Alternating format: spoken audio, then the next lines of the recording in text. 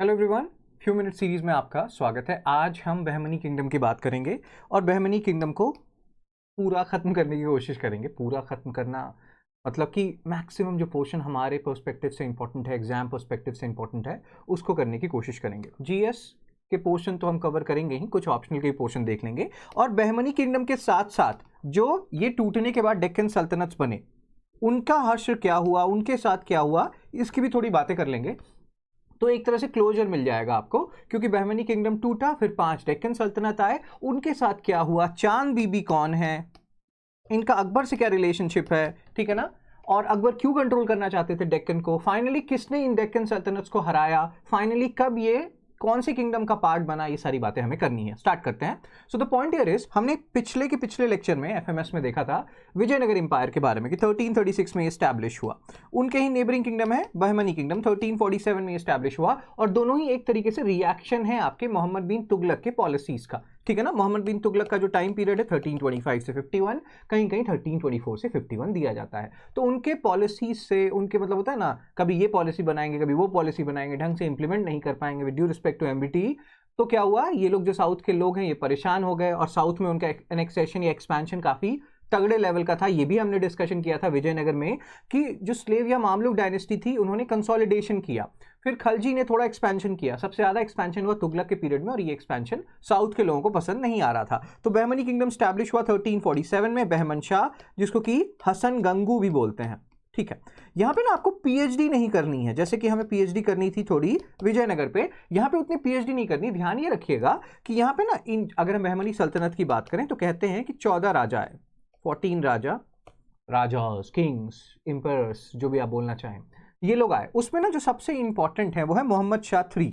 ये काफी इंपॉर्टेंट है। इनके पीरियड में सबसे पीक पे पहुंच गया था बहमनी सल्तनत, 1347 की हम बात कर रहे हैं। ऑलमोस्ट 116 साल के बाद एक राजा आएगा जिसका नाम है मोहम्मद शाह 3 और इसके रेन में काफी पावरफुल बन जाएगा बहमनी सल्तनत। और बहमनी सल्तनत जो है, ऊपर जो गजपति रूलर्स हैं उड़ीसा के, विजयनगर एम्पायर, इन सबको बहुत तगड़ी चुनौती देगा, कुछ एरियाज इनके जीतेगा भी। अभी हम आगे बातें करेंगे, एक ऑप्शनल का क्वेश्चन लेंगे बहमनी सल्तनत से रिलेटेड और उससे हमारा और भी कॉन्सेप्ट क्लियर हो जाएगा, ठीक है। अब मोहम्मद शाह 3 जो है ना, ऐसा नहीं है कि अपने दम पे सब कुछ कर रहे हैं, कह रहे हैं कि एक बंदे का बहुत बड़ा हाथ है बहमनी सल्तनत को इतना पावरफुल बनाने में।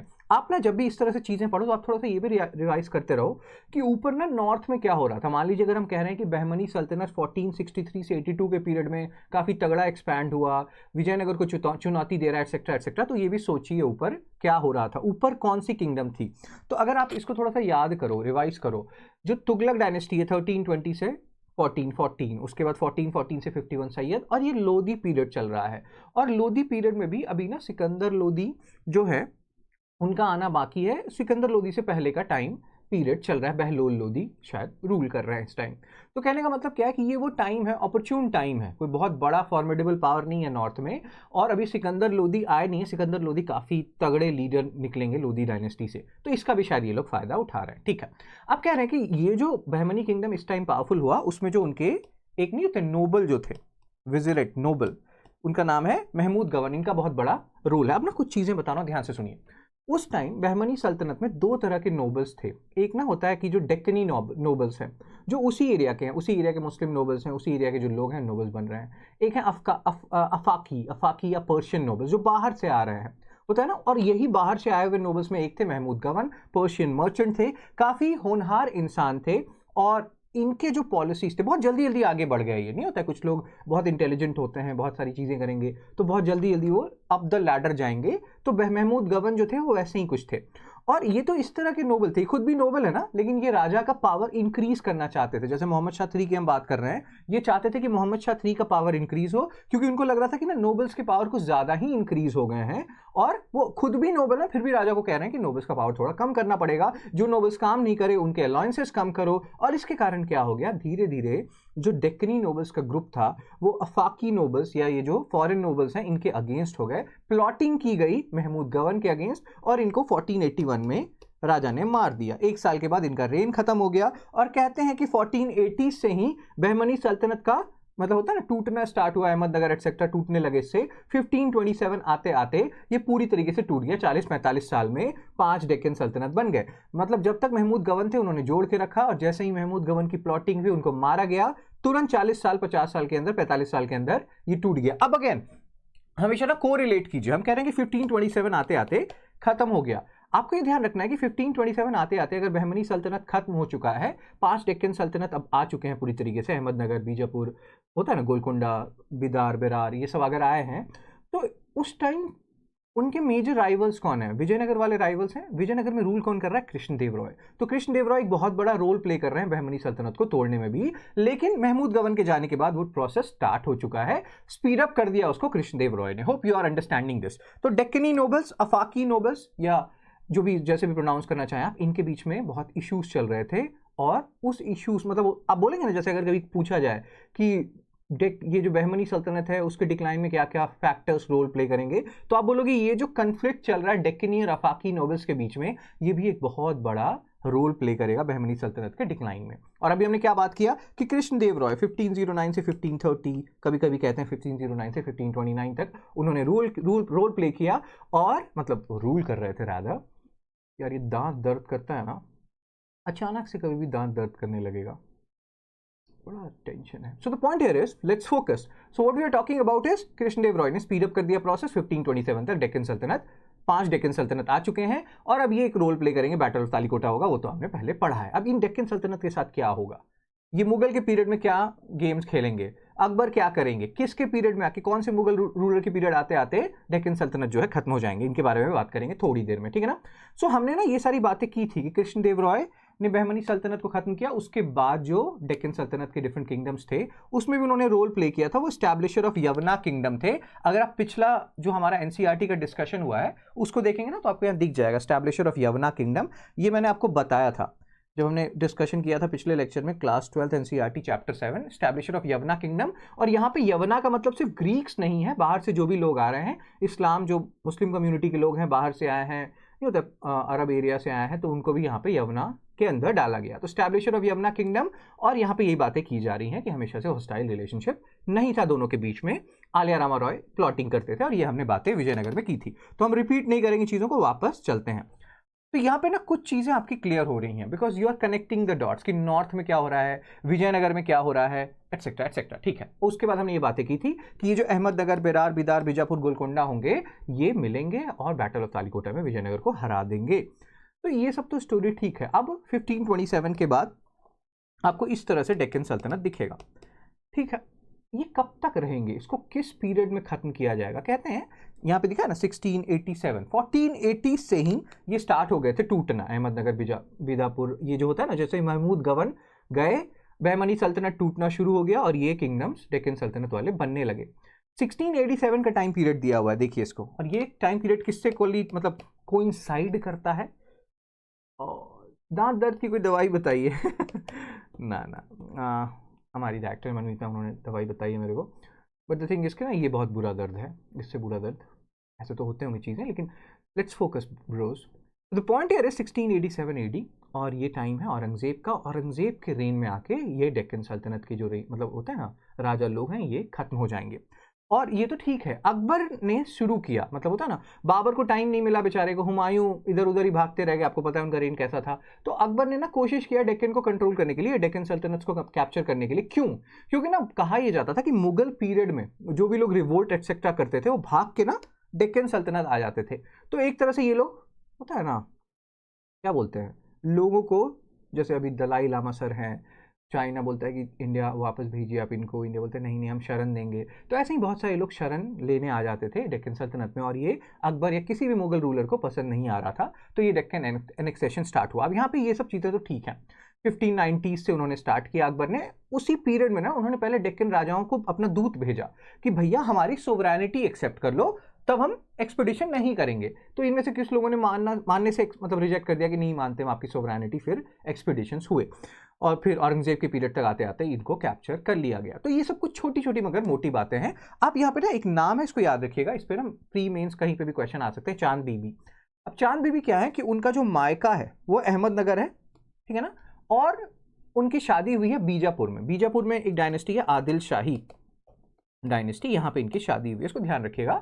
तो अहमदनगर पे जब सीज कर रहे थे अकबर, तो ये अपने मायके आ गई, अपने पापा मम्मी के घर, और वहां पे अहमदनगर के लिए लड़ी वो, मतलब against the Mughals, against Akbar. तो ये चीज ध्यान रखना, ये थोड़ा इंपॉर्टेंट है। चांद बीबी अहमदनगर से थी, शादी हुई बीजापुर में आदिल शाही डायनेस्टी में। और ये आदिल शाही डायनेस्टी पता है क्यों फेमस है? क्योंकि आपने एक नाम सुना होगा लेकिन आपने कभी उस पर ध्यान नहीं दिया होगा, गोल गुंबज। गोल गुंबज बीजापुर में है ना, तो गोल गुंबज जो बीजापुर में है उसको आदिल शाही डायनेस्टी ने ही बनाई है, तो इसलिए आपको याद रखिएगा चांद बीबी की शादी जो हुई थी वो आदिल शाही डायनेस्टी में हुई। तो ये कुछ बातें हैं। अब थोड़ी और डीप में बातें कर लेते हैं, इतना बात कर लेते हैं कि आप कोई भी क्वेश्चन कहीं पे भी आए बहमनी सल्तनत से रिलेटेड आप उसको कर लें। अब ना होता है ना एडमिनिस्ट्रेशन की हम बात करते थे, इक्ता सिस्टम, अमरम, मोकाशा एक्सेट्रा बातें की। यहाँ पे जो एडमिनिस्ट्रेटिव यूनिट है उसको बोलते हैं तरफ। ये आपको थोड़ा याद दिलाएगा, पलट की नहीं होता है, जैसे यहाँ पे देखिए पलट पलट पलट, तो ये बोल रहे हैं कि पलट अगर 4 शब्द में मैं आपको बोल दूं, पलट कर अगर 4 शब्द में आपको बोल दूं तो कैसा लगेगा। सो ये सब मीम्स बनते हैं तो आपको याद रहेगा, पलट तरफ, पलट तरफ, ठीक है ना। तो तरफ जो है एडमिनिस्ट्रेटिव यूनिट है बहमनी सल्तनत में, और इस पे जो रूल कर रहे हैं, जो गवर्न कर रहे हैं रादर, सॉरी, उसको बोलेंगे तरफदार। सो तरफ, पलट, तरफदार, ऐसे करके याद रख सकते हैं। एक और पलट का है अंजलि, अंजलि, अंजलि, तो ये तो पातंजलि सर हैं, with due respect to Patanjali sir. ये सारे जो हम मीम्स बना रहे हैं या जो यूज कर रहे हैं इसीलिए ताकि आपको ये याद हो जाए। तरफ एडमिनिस्ट्रेटिव यूनिट है और इस पे जो रूल कर रहे हैं उसको बोलते हैं तरफदार। अब ना कुछ और टर्म्स जो आपको ध्यान रखने हैं, एक है खलीसा लैंड, फिर एक होगा इनाम लैंड। ये सारे ना जो लैंड्स हैं उसको याद रखिएगा। जैसे मुगल पीरियड में आप आएंगे ना, तो मुगल पीरियड में जब आप आयने, दहशला और जब्ती सिस्टम पढ़िएगा तो उसमें भी पढ़िएगा, एनसीईआरटी में भी पढ़िएगा, अलग अलग तरह के लैंड हैं। एक है पोलाज लैंड जो काफ़ी फर्टाइल लैंड है, ठीक है ना, ऐसे करके काफ़ी सारे लैंड है। और एक फिर दूसरा पीसीबी है, फिर नहीं होता है, पीसीबी लैंड है, एक बंजर लैंड है यहाँ पे। इस तरह से करके काफ़ी सारे लैंड का क्लासिफिकेशन है मुगल पीरियड में। परौती, पलाज, छाछड़, जैसे कि हो गया पुलाज, फिर पी है ये परौती लैंड है, फिर सी है ये छाछड़ लैंड है, और बी है ये बंजर लैंड है। तो इस तरह से लैंड होता है, और सबसे जो फर्टाइल है वो पोलाज, फिर उससे कम फर्टाइल परौती, फिर छाछड़, फिर बंजर लैंड सबसे बेकार। और इसी के हिसाब से अलग अलग लैंड पे अलग अलग टैक्सेशन लगाते थे, जो जब्ती सिस्टम या दहशला सिस्टम था, ठीक है ना। अगर आपको मुगल्स पे भी वीडियो चाहिए तो कमेंट सेक्शन में डालिए, आप जो डालिएगा, जैसा डालिएगा उसके हिसाब से बन जाएगा वीडियो, ठीक है ना। तो यहाँ पे अभी हमने बात किया कि खलीसा लैंड। खलीसा लैंड क्या होता है? क्राउन लैंड, ऐसे लैंड जो राजा के अंदर है, जो राजा ने बोला है कि ये हमारा लैंड है, इस पे जो भी मतलब होता है ना उत्पादन होगा वो राजा के ट्रेजरी में जाएगा। जनरली फर्टाइल लैंड्स को खलीसा लैंड में कन्वर्ट कर दिया जाता था, क्राउन लैंड। और उसके बाद देखो था इनाम लैंड, जो कि रिलीजियस पर्पस के लिए ग्रांट व्रांट में दिया गया, उसको बोलते हैं इनाम लैंड। तो ये सब कुछ बातें हैं, छोटी छोटी मगर मोटी बातें, ये ध्यान रखिएगा। दक्कनी और अफाकी और परदेसी, इनके बारे में हमने बातें कर ली, नोबल्स के बारे में हमने बातें कर ली। अब हमने एक आर्ट एंड कल्चर की अगर हम बात करें, बहमनी सल्तनत और लेटर जो बहमनी सुल्तान थे या बहमनी किंगडम था, और लेटर जो डेक्कन सल्तनत वाले थे, तो हमने एक तो बात कर लिया गोल गुंबज, बीजापुर, आदिल शाही, ये हमने बातें की, आदिल शाही डायनेस्टी, इसीलिए मैंने आपको चांद बीबी का एग्जांपल दिया ताकि आपको थोड़ा याद हो पाए। उसके बाद यहाँ पे है बिदरी, एक मतलब होता है ना एक आर्ट था उनका, इस तरह का आर्ट, देखिए जिस आप देख रहे हैं कितना शानदार आर्ट है। तो इनले work on copper and silver, Bidri. और एक और चीज़ है, जैसे ना उर्दू है, कहते हैं कि उर्दू जो है आमिर खुसरो ने उसको डेवलप किया। आमिर खुसरो ये आपके मतलब दिल्ली सल्तनत के पीरियड से एसोसिएटेड है, स्लेव डायनेस्टी से एसोसिएटेड है, खलजी डायनेस्टी से एसोसिएटेड है। कहते हैं 1324-25 के अराउंड तुगलक डायनेस्टी के पीरियड तक आते आते इनकी डेथ हुई। तो इन्होंने उर्दू डेवलप किया आमिर खुसरो ने। डेक्कन में, डेक्कन सल्तनत और बहमनी किंगडम के अंदर ये एक नए तरह के उर्दू में कन्वर्ट हुआ, उसको बोलते हैं दक्खनी उर्दू। तो ये भी डेवलप हुआ यहाँ पे ही बहमनी सल्तनत में और डेक्कन सल्तनत में, इस चीज़ को ध्यान रखिएगा। तो ये ना कुछ आर्ट एंड कल्चर के एग्जाम्पल हैं, जैसे बिदरी आर्ट अभी हमने देखा, फिर अभी हमने गोल गुंबज की बातें करेंगे हम, और उसके बाद हमने देखा दखनी उर्दू। गोल गुंबज आदिल शाही डायनेस्टी, जिसमें कि चांद बीबी मैम की शादी हुई थी। विस्परिंग गैलरी कहते हैं, विस्पर हियर किया जाता है, इतना बोल बच्चन नहीं करना है आपको, वैसे ही बहुत कुछ है पढ़ने के लिए। जो जो इंपॉर्टेंट बातें हम कर रहे हैं उसको ध्यान रखिएगा। अब हिस्ट्री ऑप्शन में ना एक क्वेश्चन आया हुआ है बहमनी किंगडम पे, ठीक है, राइट अ शॉर्ट एशे ऑन बहमनी किंगडम। अगेन इसको जीएस में डाल लेते हैं, काफ़ी सारा कंटेंट हो जाएगा। तो इसमें आपको कैसे लिखना है अगर स्ट्रक्चर बनाना है, तो पहले बात कीजिए फाउंडर का, कि जो हसन गंगू हैं, बहमन शाह हैं, ये इनके फाउंडर हैं। कैपिटल शुरू में इनका गुलबर्गा था, बाद में इन्होंने कैपिटल शिफ्ट कर लिया बिदार, दोनों ही कर्नाटका में है। ठीक है, सबसे जो इंपॉर्टेंट रूलर है मोहम्मद शाह III है। इनका जो पीरियड है 1463 से 1482 का है।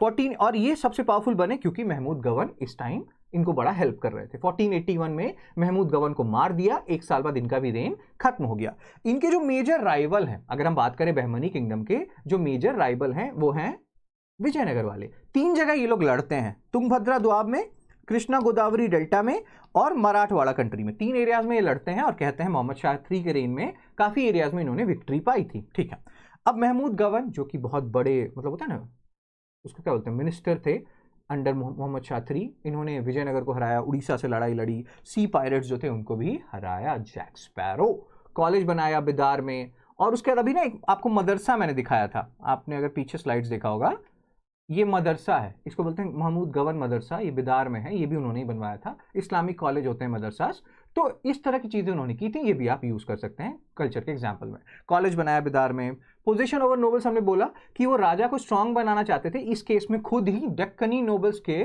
दुश्मन बन बैठे और प्लॉटिंग हो गई इनके अगेंस्ट, मार दिया गया इनको। फिर और इनके मरने के बाद 1480 से ही जो आपका बहमनी किंगडम है टूटने लगा। 1527 आते आते 5 इंडिपेंडेंट सल्तनत बन गए और इसमें कृष्णदेव रॉय का भी रोल था, जो कि है स्टैब्लिशर ऑफ यवना किंगडम। तो ना ये कुछ बातें आपको थोड़ा सा ध्यान रखनी है, ठीक है। और अभी जो हमने बातें की है ना, इसको मल्टीपल टाइम्स रिवाइज कीजिएगा, क्योंकि हमने मल्टीपल सोर्सेज, हम जब हम कंटेंट बनाते हैं स्लाइड्स में, एनसीईआरटी एक्सेट्रा बहुत चीज़ें यूज़ करते हैं, तो आपके पास काफ़ी सारा कंटेंट है, इसको 10 बार रिवाइज कीजिएगा, उसके बाद कुछ और पढ़िएगा प्लीज़, ठीक है ना। और कमेंट सेक्शन में अब आप ये बताइएगा कि आप किस पे वीडियो चाहते हैं। मैंने पिछले लेक्चर में ही बोला था, तो वो एनालाइज करके फिर नेक्स्ट जो FMS होगा उसमें मैं आपके हिसाब से आपके डिमांड पे नेक्स्ट वीडियो बनाऊंगा, ठीक है सर। तो मिलते हैं नेक्स्ट FMS में, और जो भी आपकी राय है किस पे वीडियो बनाना है बताइए। Take care, be blessed, see you soon.